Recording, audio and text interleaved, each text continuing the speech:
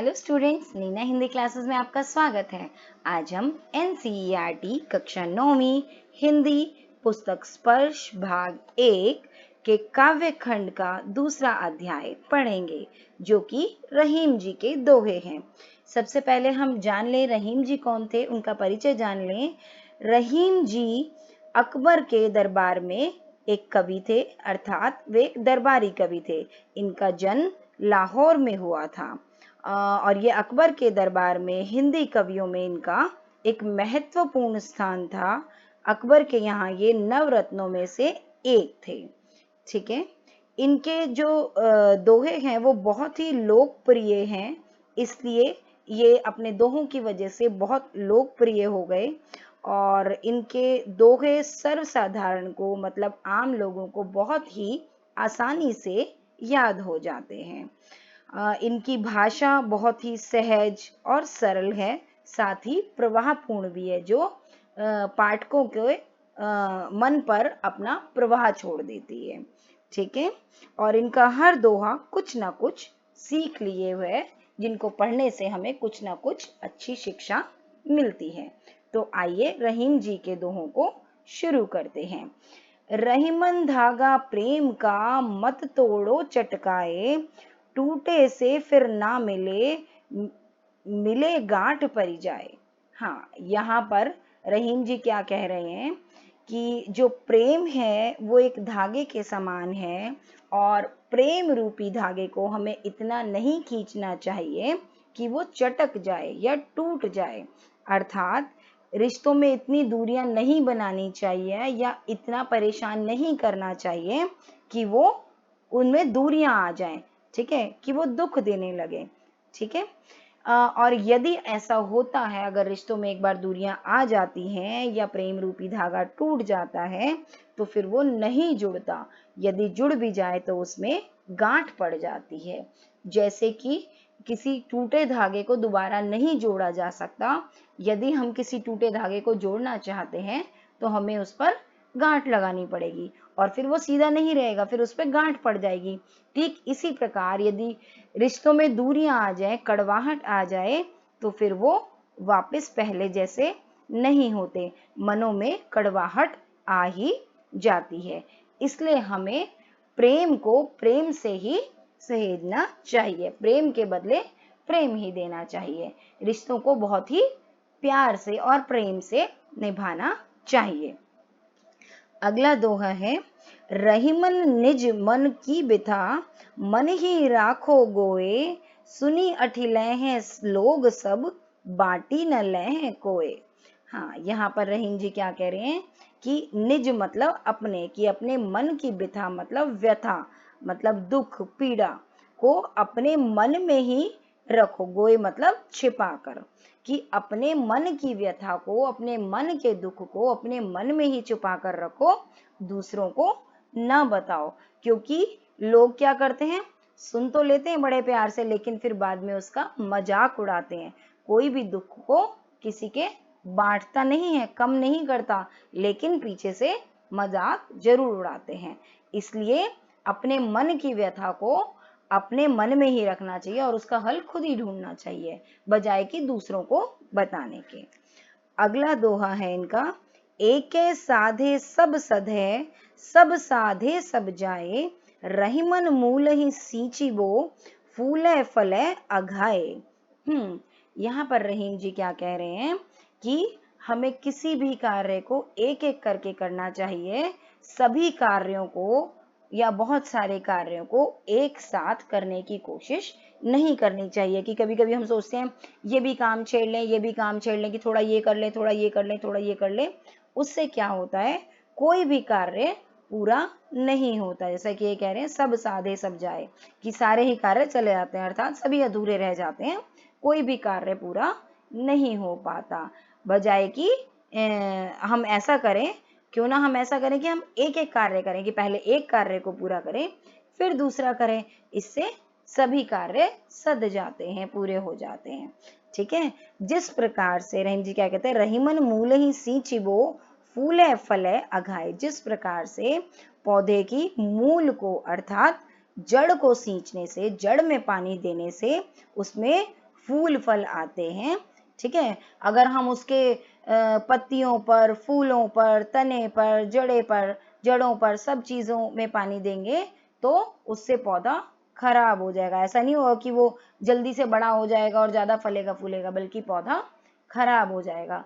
तो इससे अच्छा हमें उसके मूल को अर्थात जड़ को सींचना चाहिए, उसमें पानी देना चाहिए, और हम ऐसा ही करते हैं, इसीलिए पौधा फलता फूलता है। ठीक उसी प्रकार सारे कार्यों को एक साथ करने के बजाय एक एक करके कार्य को करना चाहिए।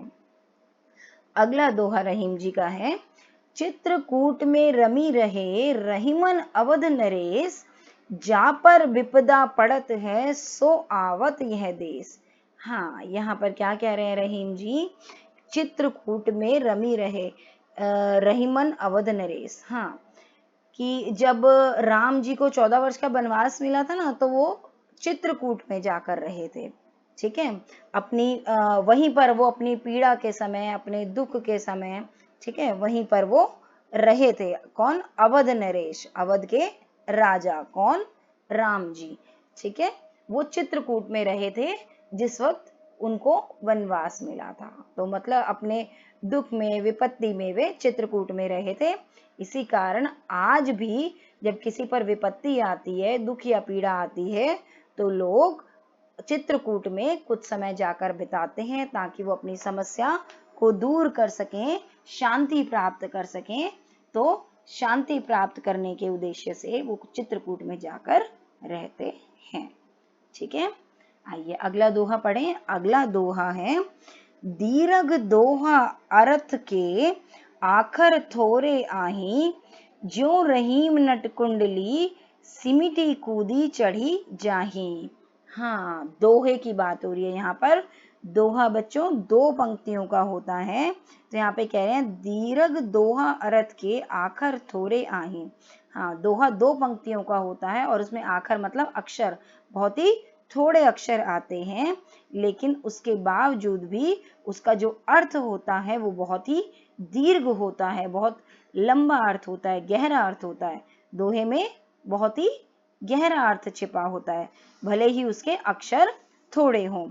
जिस प्रकार से रहीम जी यहाँ पे कहते हैं, जो रहीम नटकुंडली सिमटी कूदी चढ़ी जाही।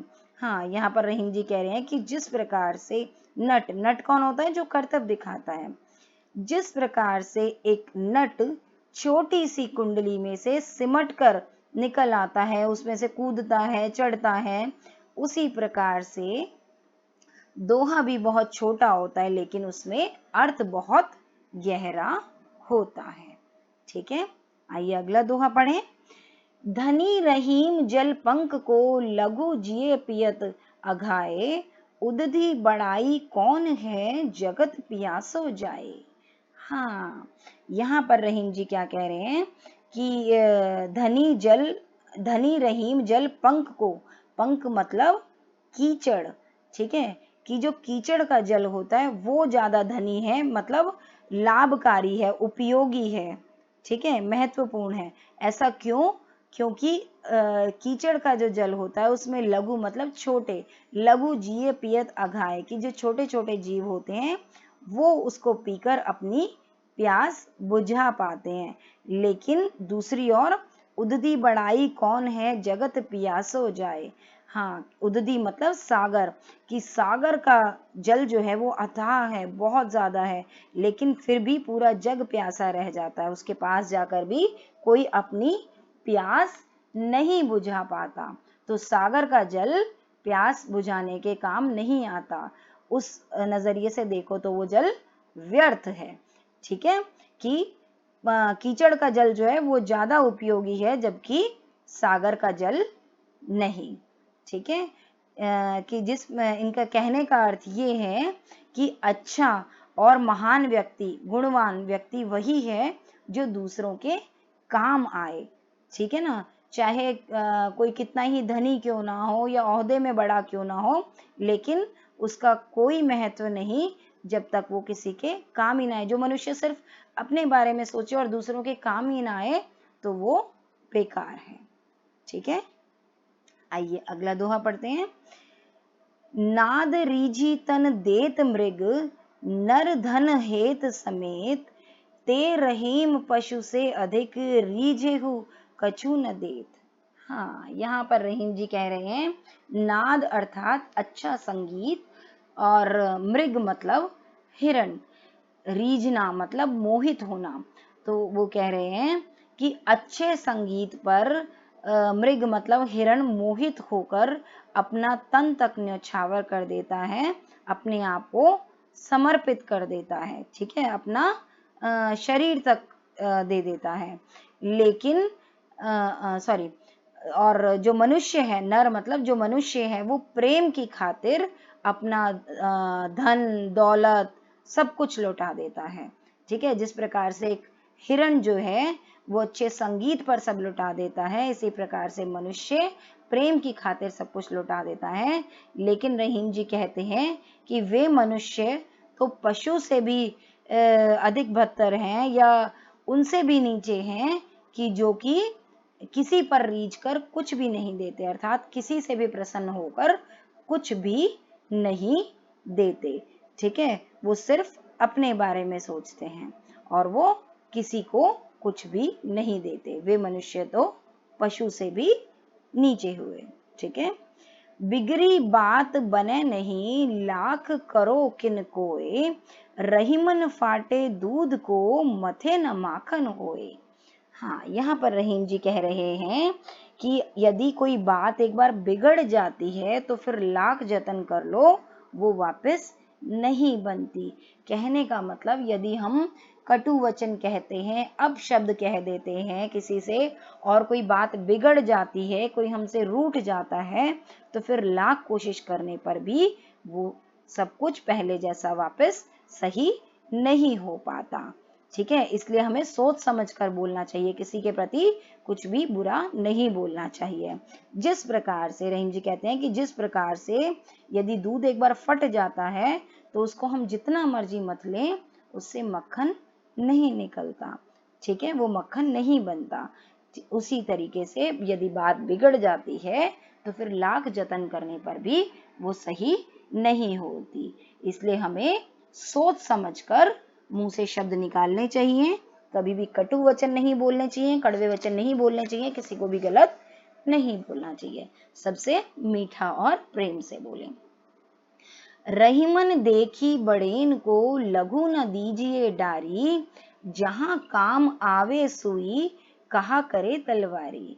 हाँ, यहाँ पर रहीम जी क्या कह रहे हैं कि किसी भी बड़ी वस्तु या बड़े मनुष्य मतलब किसी अमीर आदमी को या ओहदे में बड़े को, कि किसी भी हमें बड़े को देखकर लघु अर्थात छोटे को त्यागना नहीं चाहिए, उसको नहीं छोड़ना चाहिए। कि हम सोचें कि हाँ ये तो किसी अगर हमें किसी बहुत बड़े या किसी धनी मनुष्य का साथ मिल जाए और हम किसी भी गरीब मनुष्य को दुत्कारने लगें, ठीक है, उनको पीछे छोड़ दें, ऐसा नहीं करना चाहिए। क्योंकि जहां पर सुई काम आती है वहां तलवार का कोई मोल नहीं।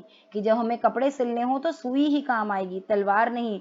तलवार का अपना महत्व है जो कि युद्ध में काम आती है, लेकिन सुई की जगह तलवार को हम इस्तेमाल नहीं कर सकते। ठीक उसी प्रकार कोई भी मनुष्य हो, भले ही वो छोटा हो या बड़ा हो, या कोई भी वस्तु हो, चाहे छोटी हो या बड़ी हो, सबका अपना महत्व है, सबका अपना काम है, ठीक है।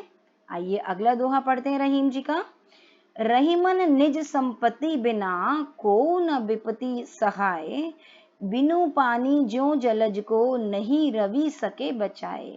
हाँ, यहाँ पर रहीम जी क्या कह रहे हैं कि निज, निज मतलब अपनी, कि अपनी संपत्ति के बिना हम किसी भी विपत्ति को, किसी भी मुसीबत को टाल नहीं सकते, किसी भी विपत्ति का सामना नहीं कर सकते, उसको नहीं सह सकते।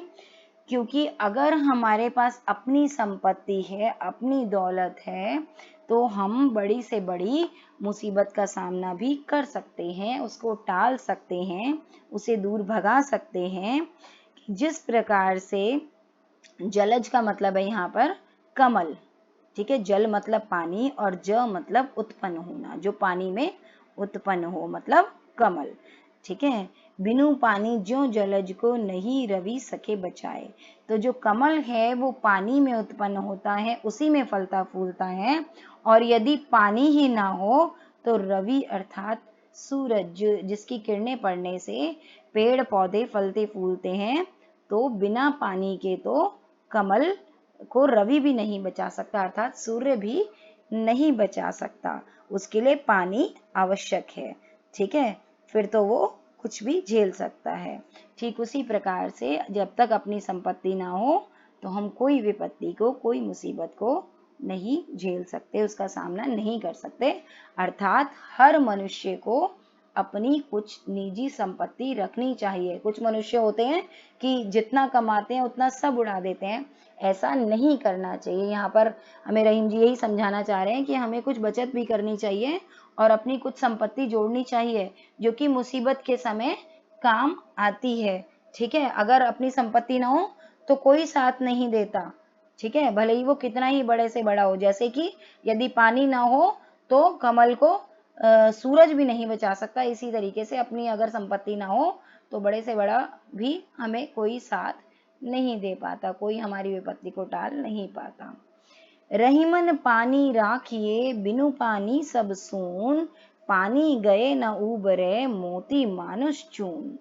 हाँ, यहाँ पर रहीम जी क्या कह रहे हैं कि हमें पानी को रखना चाहिए, पानी को संभालना चाहिए, पानी को व्यर्थ नहीं करना चाहिए, क्योंकि पानी के बिना सब कुछ सूना है। पानी के बिना तो कुछ भी नहीं है, सब कुछ सूख जाएगा, सब कुछ सूना है। ठीक है, पानी बहुत अनमोल है, बहुत ही महत्वपूर्ण है हमारे लिए। पानी के बिना तो जीवन ही संभव नहीं है। ठीक है ना, यदि पानी चला गया है, पानी ना हो तो कुछ भी नहीं उबर सकता, सब कुछ खत्म हो जाएगा।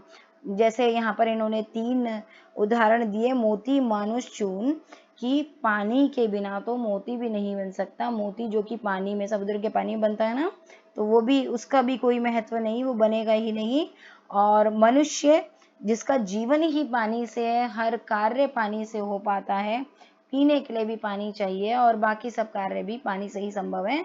तो पानी के बिना तो मनुष्य का जीवन भी संभव ही नहीं है, उसकी कल्पना ही नहीं की जा सकती। और चून, चून अर्थात आटा, कि यदि आटा हमारे सामने हो और अगर पानी नहीं है तो हम उसको गूंथ कर उसकी रोटियां नहीं बना सकते। इसलिए पानी बहुत आवश्यक है, कि आटे में मिलाने के लिए भी पानी जरूरी है। भले ही गेहूं उगा लिया, आटा पीस लिया, लेकिन वो सब व्यर्थ है जब तक पानी नहीं है। ठीक है, तो पानी बहुत ही आवश्यक है, इसलिए हमें पानी को संभाल कर रखना चाहिए, उसे जरूरत जितना इस्तेमाल करना चाहिए, उसे व्यर्थ हमें बिल्कुल भी नहीं करना चाहिए। तो बच्चों, कैसे लगे रहीम जी के दोहे? हर दोहा इनका कुछ ना कुछ सीख लिए हुए, इसलिए हमें दोहों को बहुत ही ध्यान पूर्वक पढ़ना चाहिए, उनको समझना चाहिए और उनमें छिपी सीख को जानना चाहिए और अपने जीवन में अपनाना चाहिए। तो बच्चों, कैसी लगी मेरी वीडियो? उम्मीद करती हूँ आपको पसंद आई होगी, और अगर आपको मेरी वीडियो पसंद आई तो उसे लाइक, शेयर और चैनल को सब्सक्राइब जरूर करें। जल्द ही मिलते हैं अगली वीडियो में। धन्यवाद।